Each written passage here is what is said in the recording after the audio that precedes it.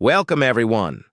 Today we are going to talk about one of the most powerful, dangerous, and feared men in history, Genghis Khan. His name brought terror to millions. Wherever he went, he left nothing but destruction. He built the largest empire in the world, but at a terrible cost. He is said to have killed at least 40 million people. Men, women, children, even animals. No one was spared. Kingdoms fell, cities burned, and entire civilizations were wiped out. But how did a poor boy born in a harsh land become the most feared warrior in history? How did a simple child who had nothing rise to control half of the world? This is the real story of Genghis Khan, a story of power, betrayal, bloodshed, and destiny. And most importantly, this story will help you improve your English and vocabulary. So, listen carefully. If you read this aloud, your pronunciation and fluency will improve. Reading helps you understand past tenses and sentence structure. Speaking practice. Try reading this story out loud. Our story begins in the year 1162 in the cold, endless grasslands of Mongolia. There was no comfort, no warmth, and no safety. Life was hard. People lived in small tents, moved from place to place, and fought each other for food and land. In this brutal world, a boy was born. His name was Temujin, the boy who would one day be known as Genghis Khan. His father, Yesugei, was a tribal chief, a strong warrior. When Temujin was born, his father had just defeated an enemy leader named Temujin Ugei. As a tradition, he named his son after the defeated enemy to show that he had power over him. Temujin was not born into peace. He was born into war and blood. And from the moment he opened his eyes, he had to fight to survive. The Mongolian plains were merciless. There were no cities, no schools, no hospitals, only open land, violent tribes, and freezing winters. If you were weak, you died. If you were strong, you fought. Temujin grew up in a small family tent, living with his parents, his 3 brothers, his sister, and his half-brother. They had very little food, only drinking horse milk and eating wild animals when they could catch them. But there was one rule in Mongolia: if you are strong, you lead. If you are weak, you die. And this rule would soon change Temujin's life forever. One day, when Temujin was around 9 years old, his father, Yesugei, was poisoned by enemies. Yesugei had made the mistake of eating food given by a rival tribe. As soon as he ate, he fell to the ground, coughing blood, his body shaking. He knew he was dying. He looked at his son Temujin and said, "Son, you must be strong. You must never trust anyone. If you are weak, they will kill you." And with those last words, his father died. Temujin, his mother, and his siblings were now alone. They were abandoned by their own tribe. Their own people betrayed them. Temujin's mother, Hoelun, was a strong woman, but no one wanted to follow a widow and her small children. The tribe threw them out, leaving them to starve. Temujin, his brothers, and his mother were now beggars. They lived in the wild, eating rats, birds, and even insects to survive. The Mongolian winters were deadly. The cold was so intense that their fingers would turn blue and their lips would bleed. But Temujin never forgot his father's words. "You must be strong." And one day something happened that would change him forever. Temujin had an older half-brother named Bektar. As the eldest, Bektar thought he was in charge. He would steal food from the family, taking the best meat and leaving the rest to starve. Temujin hated him. One day, as Bektar once again took their food, Temujin's anger exploded. His eyes turned dark. His heart became stone. He picked up a bow and arrow, aimed it at his brother, and shot him dead. His own blood spilled onto the ground, but Temujin felt no regret, no sadness. He looked at the lifeless body of his brother and said to himself, "If I want to survive, I must kill. If I want power, I must take it." That day, Temujin became a warrior. At the age of 15, Temujin was captured by an enemy tribe. They tied him with wooden shackles and treated him like a slave. But Temujin was not an ordinary boy. He waited for the perfect moment. One night, when the guards were asleep, he saw an opening. He grabbed a wooden club, smashed the guard's skull, and escaped into the night. Barefoot, bleeding, and weak, he ran through the freezing Mongolian plains. The wind cut his face, his breath was short, but he did not stop. When he finally returned to his mother, he whispered to her, "Mother, I will never be weak again. I will build my own tribe. I will take my revenge." From that moment, Temujin's real journey began. Temujin had escaped from his enemies. He had killed his own brother. He had survived hunger, cold, and betrayal. But he was still alone. He had no army, no power, and no tribe. But he had something more important, a dream. He wanted to unite all the Mongolian tribes and become the most powerful leader in history. But before he could rule, he had to fight, suffer, and prove himself. Temujin knew that he could not win alone. He needed strong warriors. He needed people who would stand by him. One day, he met a young warrior named Jamuka. They were the same age, both smart and strong. They became blood brothers, a Mongolian tradition where two people mix their blood and promise to be loyal forever. Jamuka and Temujin trained together, hunted together, and dreamed of ruling together. But fate had other plans. At the age of 16, Temujin got married. His wife's name was Borte. She was beautiful, smart, and strong, just like him. Borte believed in Temujin. She told him, "You are different from other men. You are destined to be great." Her words gave him strength, but their happiness did not last long. One night while Temujin was away, a rival tribe called the Merkits attacked his camp. They burned the tents, stole the horses, and kidnapped Borte. When Temujin returned, he found everything destroyed. His wife was gone. He fell to his knees and clenched his fists. His heart burned with rage. "I will find you, Borte," he whispered, "and I will destroy those who took you." Temujin needed help. He went to his old friend Jamuka and another powerful leader, Togrul Khan. "Fight with me," Temujin said. "Help me save my wife." They agreed. With an army of 20,000 warriors, they rode across the Mongolian plains. They found the Merkits and attacked. The battle was brutal. Arrows flew through the sky, swords clashed, and men screamed. Temujin fought like a wild beast, cutting down anyone in his path. The Merkits were defeated. Temujin killed their leader and took back Borte. When he saw her, his heart softened. She ran into his arms and whispered, "I knew you would come." But Borte had a secret. She was pregnant. Temujin did not know if the child was his or the Merkit leader's, but he accepted the baby as his own. His family was together again. But this war was only the beginning. Temujin and Jamuka had been like brothers.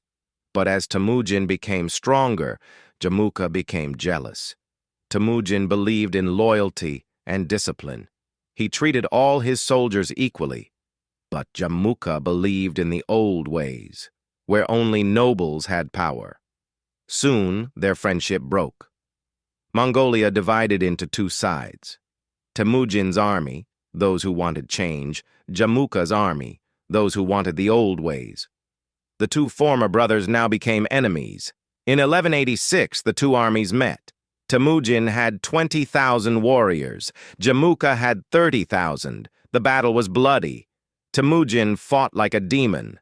His soldiers were loyal and disciplined.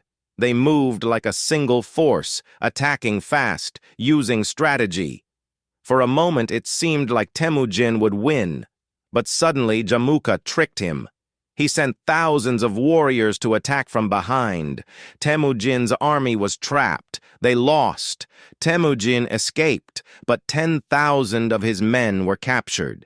Jamuka did something horrific. He tortured them. He boiled his enemies alive, broke their bones, and beheaded them. This was a mistake.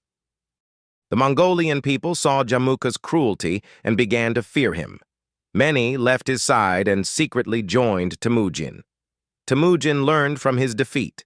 He swore, "I will never lose again." And this time, he would return stronger. Temujin changed the way Mongolian warriors fought. Loyalty over blood. Before, only nobles could be generals. Temujin changed this. He said, "It does not matter who your father is. If you are strong and loyal, you will lead." This made common warriors love him. Discipline and unity. Mongols used to fight in small groups. Temujin changed that. He organized his army in units of 10, 100, 1,000, and 10,000. They fought as one. 3. Speed and fear. Instead of fighting face-to-face, Temujin trained his men to use fast attacks, trickery, and terror. He turned his warriors into an unstoppable force, like a pack of wolves, and soon he would use them to take revenge. Years later, Temujin returned. This time, he had an unstoppable army. Jamuka's army was not loyal. Many of them betrayed him and joined Temujin. Jamuka had no escape. His own men captured him and brought him to Temujin. Everyone expected Temujin to torture him, just as Jamuka had tortured his men. But Temujin did something shocking. He looked at Jamuka and said, "You were once my brother. I will not make you suffer." Then, he ordered a quick and painless death for Jamuka. The Mongolian tribes saw this mercy, and they respected him. For the first time, all of Mongolia began to unite under one leader, Temujin. In 1206, the Mongolian tribes gathered together. They chose Temujin as their great leader. They gave him a new name, Genghis Khan, which means universal ruler. But Genghis Khan did not want to rule just Mongolia. He looked beyond the horizon and whispered, "The world shall be mine." And with that, the greatest conquest in history began. Genghis Khan knew that the richest land near Mongolia was China. The Chinese kingdoms were powerful, but divided into different dynasties. Xia dynasty, Western China; Jin dynasty, Northern China; Song dynasty, Southern China. Genghis Khan decided to attack Jin dynasty first because they had insulted him before. When he was a young leader, he sent a message to the Jin emperor asking for trade, but the emperor replied, "You are just a barbarian. You are nothing compared to us." Genghis Khan never forgot insults. He waited years for the right moment. In 1211, Genghis Khan and his army of 100,000 warriors attacked the Jin dynasty. The Mongols moved like a storm, burning villages, cutting off food supplies, and using terror to make people surrender. By 1215, they reached Beijing, the capital of Jin. But the city had huge walls, and Mongols were not used to attacking walls. So Genghis Khan changed his strategy. He blocked all food supplies so people inside the city starved. He used Chinese engineers to build siege weapons. He sent spies to create chaos inside the city. After months of suffering, Beijing surrendered. Genghis Khan and his warriors entered the city like gods. Some say that over 1 million people were killed in the attack. The Mongols burned Beijing to the ground. This was Genghis Khan's message to the world. No one insults the Mongols and survives. After destroying the Jin dynasty, Genghis Khan wanted to expand westward. At that time, Khwarezm Empire, modern Iran, Turkmenistan, and Uzbekistan, was one of the richest empires in the world. The Khwarezm Shah ruled over millions of people. Genghis Khan did not want war. He wanted trade. He sent 500 Mongolian merchants to the Khwarezm Shah with a message: "Let us be partners. Mongolia and Khwarezm will trade in peace." But the Shah made a terrible mistake. He killed all the merchants and sent their heads back to Genghis Khan. This was a declaration of war. Genghis Khan was furious. In 1219, he sent an army of 200,000 Mongols to destroy Khwarezm forever. The Mongols moved with lightning speed, using their famous horse archery and hit-and-run attacks. The Shah tried to fight back, but the Mongols were too fast, too disciplined, and too ruthless. The most powerful cities of Khwarezm, Samarkand, and Bukhara fell in days. Before burning Bukhara, Genghis Khan stood in front of the people and said, "I am the punishment of God. If you had not committed great sins, God would not have sent me upon you." Over 1.5 million people were slaughtered. The Mongols burned cities, poisoned wells, and killed every soldier. The Shah ran away like a coward, but Genghis Khan hunted him down. With the fall of Khwarezm, the entire Middle East feared Genghis Khan. By 1223, Genghis Khan's empire stretched from China to Persia. But he wanted more. His army marched towards Russia and Eastern Europe, defeating the Russians, Hungarians, and Bulgarians. But in 1226, something happened that forced Genghis Khan to return home. A small kingdom in western China, Xia dynasty, Tangut people, had betrayed Genghis Khan. They had promised to support him, but when he was busy fighting in the west, they stopped paying tribute. Genghis Khan was angry. Even though he was in his 60s, he personally led his army to attack the Tangut people. The Mongols destroyed their cities, burned their temples, and killed their royal family. By 1227, the Xia dynasty no longer existed. During the Tangut War, Genghis Khan fell off his horse and was badly injured. Some say he never fully recovered. Others believe he was sick or poisoned. In August 1227, the great conqueror took his last breath. Before he died, he gave his final command: "Do not tell anyone about my death until we finish this war." Even in death, he was a warrior. His body was buried in a secret location, and the Mongols killed anyone who saw the funeral to keep it a secret forever. To this day, no one knows where Genghis Khan is buried, because the Mongols kept it a secret. Some say they killed anyone who saw the grave, covered it with horses, or even changed a river's path to hide it. Many believe he is buried in a Mongolian mountain, but no one has ever found it. The mystery remains unsolved. Even though his grave is unknown, Mongolia honors him with a giant statue near Ulaanbaatar. It shows him riding a horse and is made of shining steel. It is the biggest horse-riding statue in the world. Visitors can go inside and stand on the horse's head to see beautiful views. This statue is a powerful symbol of Mongolia's history and pride. Genghis Khan's personal life, his wives and children. While Genghis Khan was a brutal conqueror, he had a soft side for women. We already know about Borte, his first wife. She was his most trusted woman. Even though she was kidnapped by the Merkits, Genghis Khan loved her deeply. She gave birth to 4 sons: Yoki, Chagatai, Ogedei, Tolui. Even though Genghis Khan accepted Yoki as his son, some Mongols believed he was not the real father because Borte was kidnapped by the Merkits.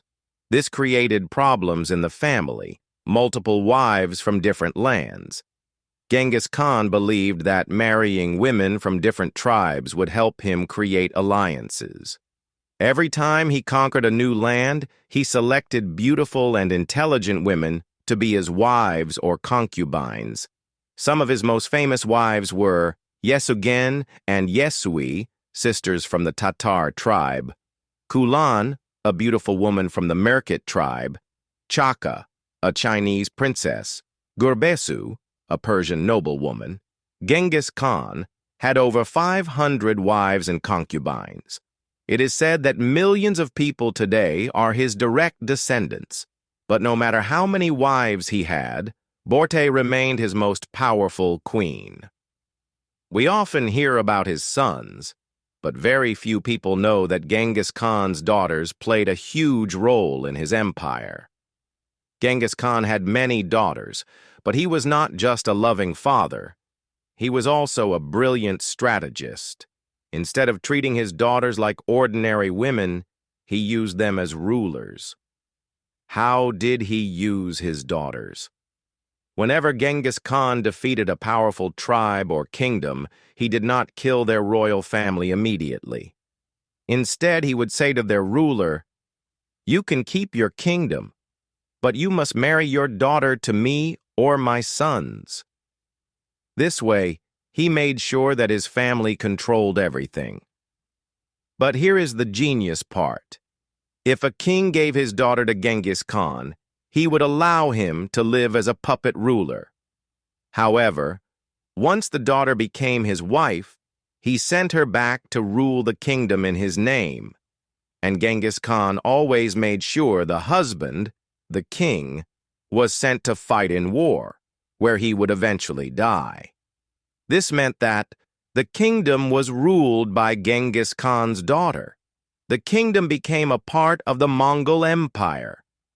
No enemy kings were left to rebel against him. Famous daughters of Genghis Khan: 1. Alakai Beki. She ruled the Tangut people after Genghis Khan's conquest. She was loved by the people and even introduced new laws to help women. 2. Toregene Khatun. She was one of the most powerful women in Mongol history. After Genghis Khan's death, she controlled the empire while his son Ogedei was ruling. 3. Al-Altun. She was married to the ruler of the Uyghur people and later controlled the region under Mongol rule. 4. Sorghaghtani Beki. She did not rule directly, but she was the mother of Kublai Khan, who later became the emperor of China. His daughters were just as ruthless as their father. They ruled with iron fists and made sure no rebellion could rise against the Mongols. It is believed that Genghis Khan fathered hundreds of children. Today, 1 in 200 men in the world carries his DNA. Even though Genghis Khan died in 1227, his empire did not stop growing. Under his sons and grandsons, the Mongols conquered more land than ever before. The Mongols, led by Hulagu Khan, Genghis Khan's grandson, attacked Baghdad, the heart of the Islamic world. They destroyed the city completely, killing the last Abbasid caliph. This was the end of the Islamic Golden Age. The Mongols, led by Batu Khan, attacked Russia, Poland, and Hungary.